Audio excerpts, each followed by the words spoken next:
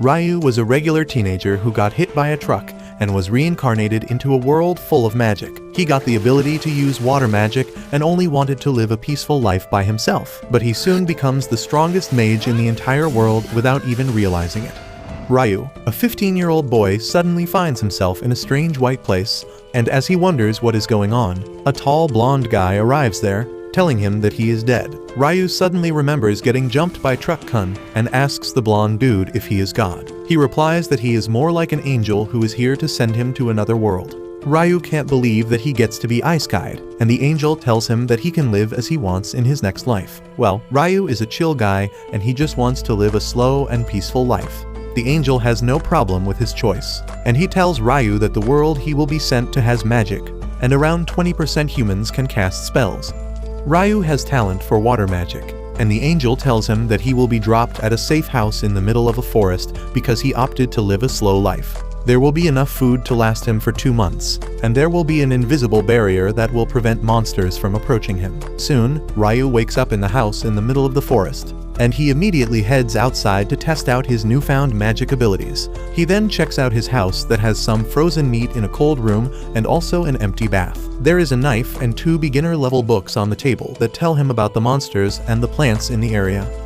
After that, he heads outside again and experiments with magic, discovering that he can create water just by imagining it, and there is no need to chant any spells. He wants to take a hot bath, but can only create room temperature water, so he decides to start a fire instead. He goes full caveman mode and tries creating fire by rubbing sticks together, but he doesn't have the required skill or strength for that. He gives up, but then he gets an idea to use the sunlight to create fire instead. For that, he decides to create a lens using ice, imagining individual water molecules bonding together as heat is stolen from them, and ultimately succeeds in freezing the water. He then carves the ice into a sphere and uses it as a lens to start a fire. Thanks to that, he can enjoy a hot bath at night, and he realizes that he can create hot water directly if he just applies the principles of modern science to magic. The next day, as he has some dried meat for breakfast, Ryu thinks that he must increase his offensive power because he will need to hunt monsters once he runs out of stored food. He starts by practicing to shoot a water ball at a tree, and even though he can hit his target in the first attempt, it doesn't do any damage. He is not discouraged by that and decides to shoot out a high-pressure water jet because that will have enough power. However, he can't put enough force in the water jet to reach the tree, and it just seems like he is peeing from his hand. Ryu feels like giving up, but then he remembers that the angel told him that the key to using magic is his imagination, and he can get better at it only with regular practice. So Ryu keeps practicing shooting a water jet till he can consistently hit the tree, and at night, he is able to generate hot water directly. The next day, he tries creating ice crystals out of thin air because he has always dreamt of using the Icicle Lance magic spell. However, shooting an icicle is even harder than shooting water, but Ryu keeps practicing it along with his other water magic variations. Days pass, and he becomes more skilled at using water and ice, and one day, he decides to head into the forest to hunt for some food.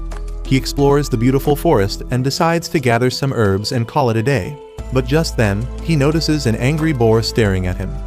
Ryu freezes in terror as the boar charges at him, and he barely gets out of its way at the last moment.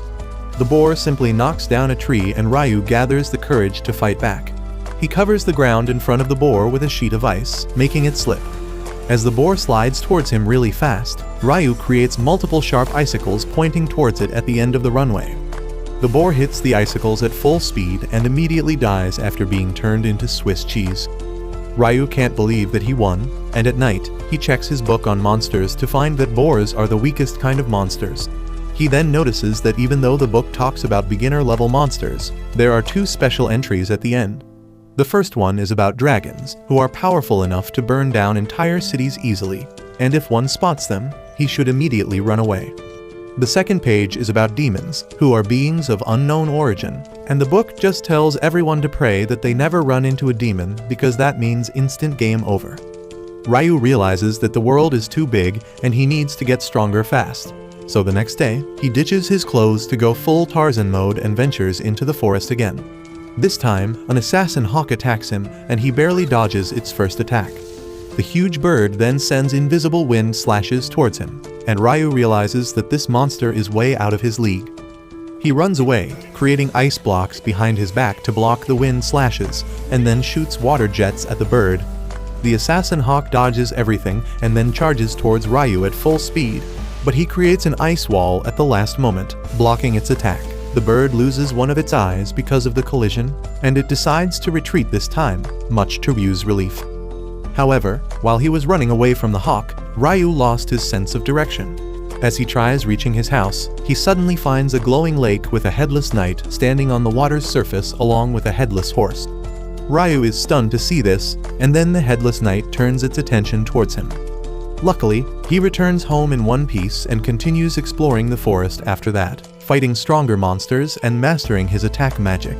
At night, he goes to the lake again, where the headless knight is waiting for him.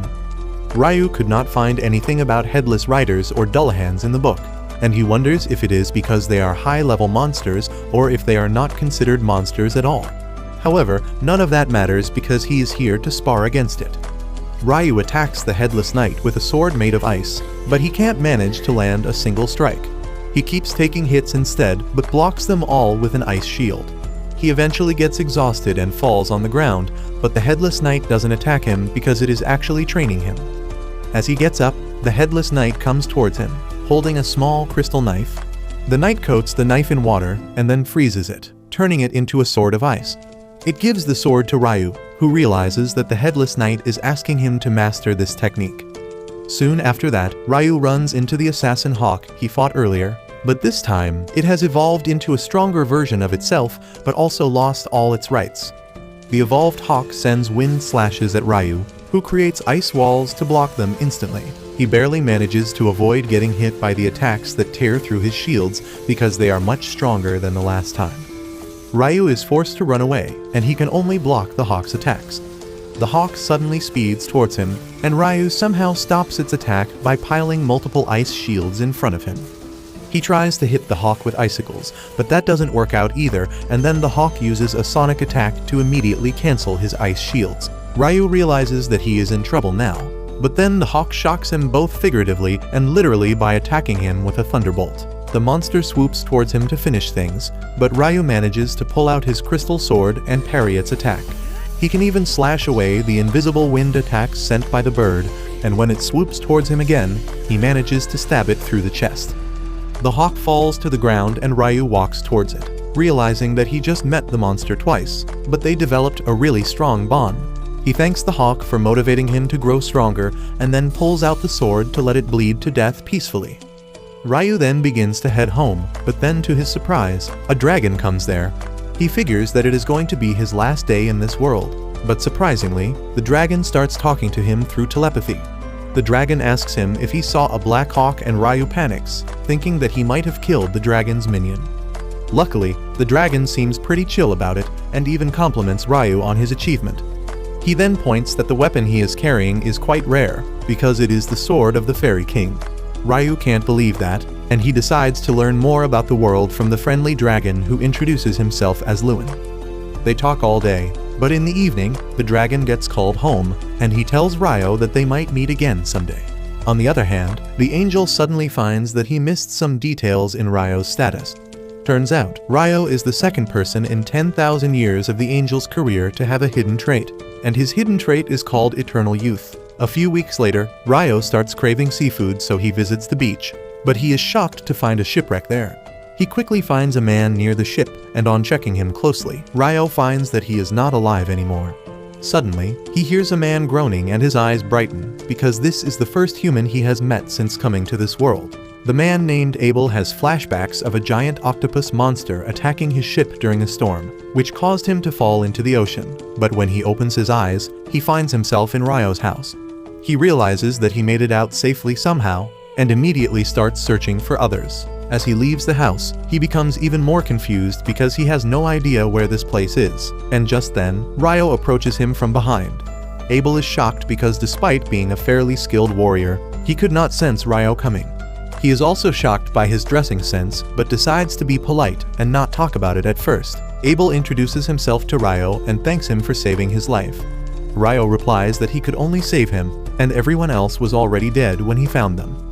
Abel tells him not to worry about those guys because they were smugglers, but before he can elaborate, his stomach starts growling.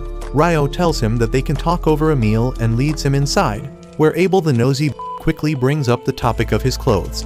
Ryo tells him that he has no other clothes and no fabric to create new ones, and Abel tells him to just buy some. He immediately stops, thinking that Ryo must be too poor to afford buying clothes, but Ryo lessens his guilt by telling him that there are no people who live in this area besides him. Abel then asks Ryo if he hunts for food, and he affirms.